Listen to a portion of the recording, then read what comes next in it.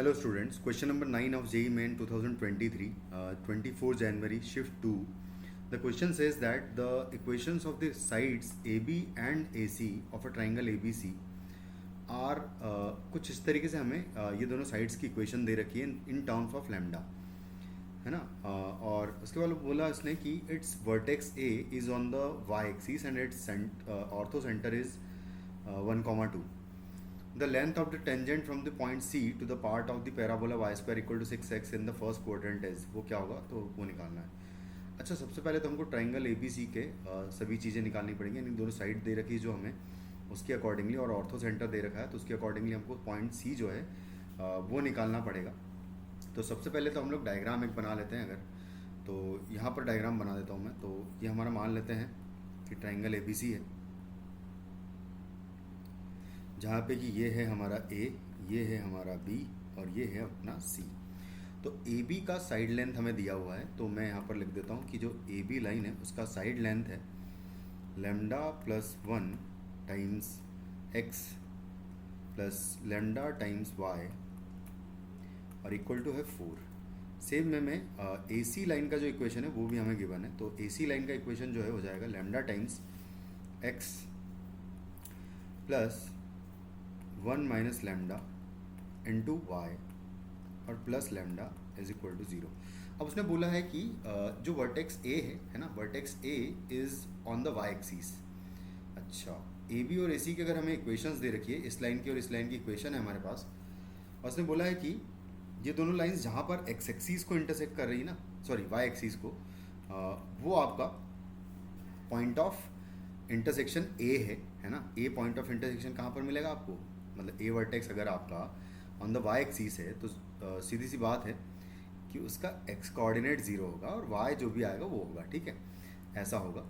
तो 0 जो है वाई कोऑर्डिनेट नहीं होगा, एक्स कोऑर्डिनेट होगा, ठीक है। तो वाई कोऑर्डिनेट अपन को निकालना है। अच्छा चलो एक काम करते हैं। तो यानी कि इसमें भी मैं 0 करूँगा और इसमें भी मैं 0 करूँगा अगर मैं एक्स की प्लेस पर, तो मुझे वाई कोऑर्डिनेट दोनों ही लाइंस देगी, और वो वाई कोऑर्डिनेट हमें जो मिलेगा वो ए पॉइंट का वाई कोऑर्डिनेट होगा, ठीक है। तो दोनों में अगर मैं 0 करूँ तो फर्स्ट इक्वेशन में ए बी में मैंने x इक्वल टू अगर 0 किया तो यहाँ से मुझे y की वैल्यू मिल जाएगी 4 अपॉन लैम्डा।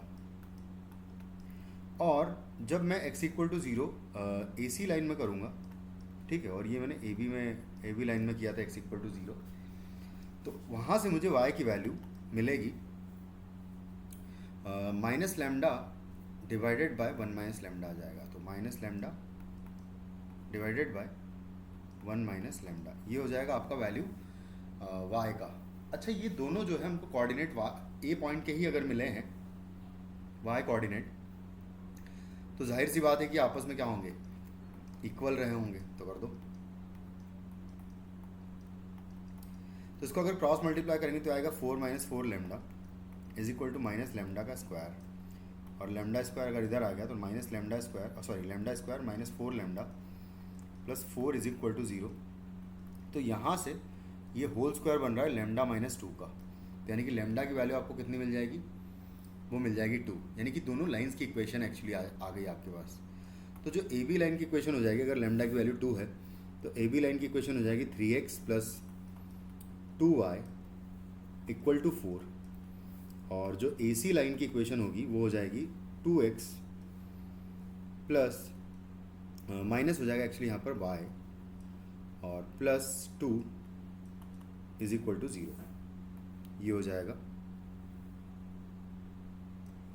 उसके बाद हम क्या करेंगे, उसके बाद पॉइंट सी के कोऑर्डिनेट्स निकालने हैं। तो हम एक काम करते हैं, किसी भी एक लाइन पर, जैसे मान लेते हैं कि ए सी लाइन पर पॉइंट सी लाए कर रहा है, किसी भी एक लाइन पर तो नहीं, ए सी लाइन पर ही लाया कर रहा है। तो अगर ए सी लाइन पर लाया कर रहा है तो मैं काम करता हूँ, इसके कोऑर्डिनेट्स मान लेता हूँ मैं अल्फ़ा कॉमा वाई का कोऑर्डिनेट जो है हम लोग इन टर्म्स ऑफ एक्स निकाल लेते हैं, क्योंकि एक्स अगर मैंने अल्फ़ा मान लिया है तो वाई का जो कोऑर्डिनेट होगा वो हो जाएगा 2 अल्फ़ा प्लस 2 हो जाएगा। एक बात और हमें ये पता है कि जो एल्टीट्यूड ड्रॉप होगा, कहाँ से, जो एल्टीट्यूड सी पॉइंट से ड्रॉप होने वाला है, क्या ये एल्टीट्यूड इसके ऑर्थो सेंटर से पास होगा कि नहीं होगा, जो हमें गिवन है, जो कि क्या है 1,2 है। और अगर ऑर्थो सेंटर से पास होगा, अच्छा इस ए बी लाइन की इक्वेशन अगर हमें पता है तो ए बी का स्लोप भी पता है। तो slope of line A B की अगर मैं बात करूँ तो स्लोप ऑफ ए बी, ठीक है, तो slope of line A B की अगर बात करें इज इक्वल टू हो जाएगा कितना,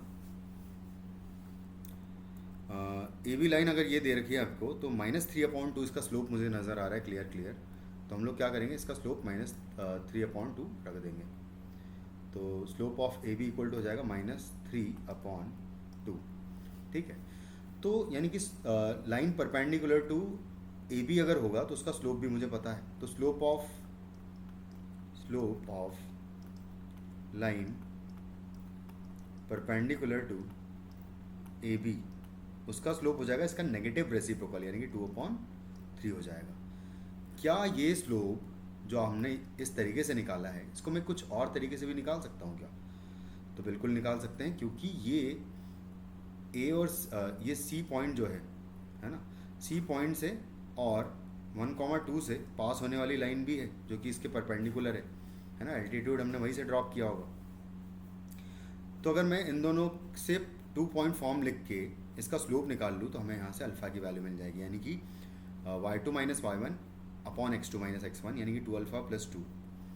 तो यहाँ से हो जाएगा 2α + 2 और -2 है डिवाइडेड बाय अल्फ़ा -1 हो जाएगा। और इसका स्लोप हमें ऑलरेडी 2/3 गिवन है। तो यहाँ से 2 से 2 कैंसिल आउट हो जाएगा, तो ये हो जाएगा 6α इज इक्वल टू 2α - 2। तो यहाँ से आ जाएगा 4α इज इक्वल टू -2, यानी कि अल्फ़ा की वैल्यू होगी -1/2। अगर अल्फ़ा की वैल्यू -1/2 आ गई है तो सी पॉइंट के कोऑर्डिनेट हमारे पास आ चुके हैं। तो सी पॉइंट के कोऑर्डिनेट क्या हो जाएंगे भाई, अल्फ़ा कॉमा 2α + 2 है। तो अल्फ़ा अगर देखें तो -1/2 आ चुका है, तो एक्स कोऑर्डिनेट आपका सीधा सीधा -1/2 हो जाएगा। और 2α + 2 की वैल्यू अगर देखें तो 2α है -1/2 और इंटू +2 है, तो ये 2 से 2 कैंसिल हो जाएगा, -1 बचेगा, 2 - 1 जो है 1 हो जाएगा, यानी कि इसका y कोऑर्डिनेट आ जाएगा 1, ठीक है। तो यानी कि पॉइंट सी हमारे पास आ चुका है। अब जो नेक्स्ट स्टेप है क्वेश्चन का वो ये है कि अब हम क्या कर रहे हैं कि द लेंथ ऑफ टेंजेंट निकालना हमें from point C to the part of the parabola y² = 6x in the first quadrant. तो पहले तो हम लोग इस पैराबोला का अगर डायग्राम बनाएं तो कुछ इस तरीके से हमें ये पैराबोला मिलेगा, ठीक है, कुछ इस तरीके से ये पैराबोला हमें मिलेगा। और ये जो पॉइंट है -1/2, 1, तो ये सी पॉइंट यहाँ पर है जहाँ से कि हम लोग टेंजेंट फर्स्ट क्वाड्रेंट में ड्रॉ कर रहे हैं। फर्स्ट क्वाड्रेंट में जो पॉइंट है पैराबोला पर कोई भी होगा, वहाँ से अगर टेंजेंट ड्रॉ कर रहे हैं तो वो एक्चुअली -1/2, 1 से पास होते हुए वो टेंजेंट जा रही है।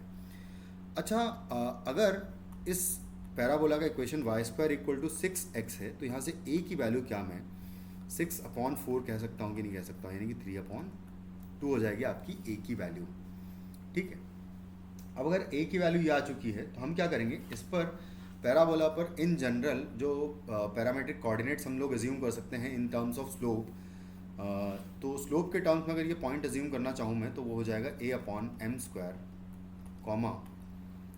2a/m, और a की वैल्यू हम लोग 3/2 पुट कर देंगे। और सेम वे में टेंजेंट का स्लोप जो है, एक्चुअली टेंजेंट की इक्वेशन हम लोग लिख सकते हैं स्लोप फॉर्म में होती है y = mx + 3/2 × m हो जाएगा इन दिस केस, क्योंकि a/m होता है ना, y = mx + a/m होता है, तो a की प्लेस पर हमने 3/2 यहाँ पर रख दिया। उसके बाद हम क्या करेंगे कि ये जो टेंजेंट है एक्चुअली ये इस सी पॉइंट से पास हो रही है, जो कि सी पॉइंट हमारा है -1/2, 1, ठीक है। तो अगर इस पॉइंट से पास हो रही है तो इस पॉइंट से हम लोग इसको पास करा देंगे। तो y की प्लेस पर हम 1 पुट करेंगे इक्वल टू m × -1/2 पुट करेंगे x की प्लेस पर, और प्लस 3/2m ऑलरेडी है। इस पूरी इक्वेशन को अगर मैं 2m से डायरेक्टली मल्टीप्लाई कर दूँ तो यहाँ पर 2m आ जाएगा, इक्वल टू यहाँ पर 2 कैंसिल आउट हो जाएगा और -m² बन जाएगा, और प्लस 3 आ जाएगा। तो यानी कि हो जाएगा M square plus 2m minus 3 equal to 0।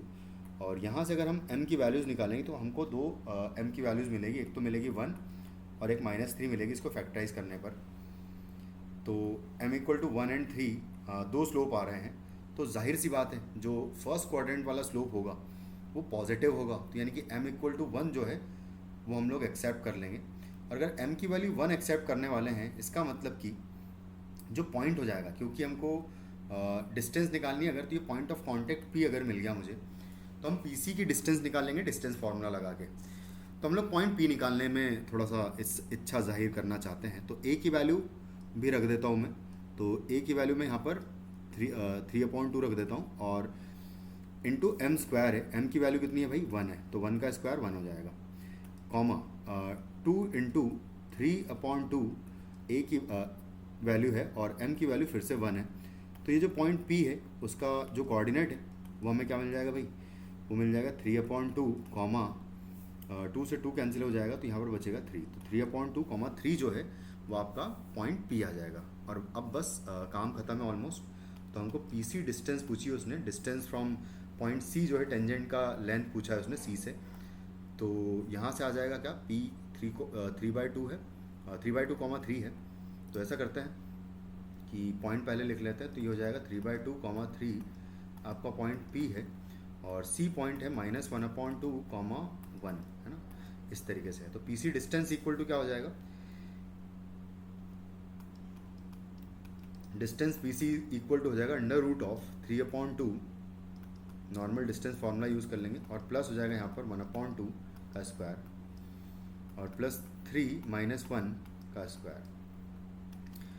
तो इनको दोनों को ऐड करें तो 2 हो जाएगा, 2 का स्क्वायर हो जाएगा 4, और यहाँ पर भी आ जाएगा +4, 3 - 2 का स्क्वायर, 1 जो है 2 हो जाएगा, 2 का स्क्वायर हो जाएगा 4 का अंडर रूट है, तो एक्चुअली ये हो जाएगा 2√2। तो यहाँ से जो PC डिस्टेंस आ रही है वो कितनी आ रही है, 2√2 आ रही है। यानी कि आपका ऑप्शन सेकंड जो है वो करेक्ट आंसर हो जाएगा। Thank you.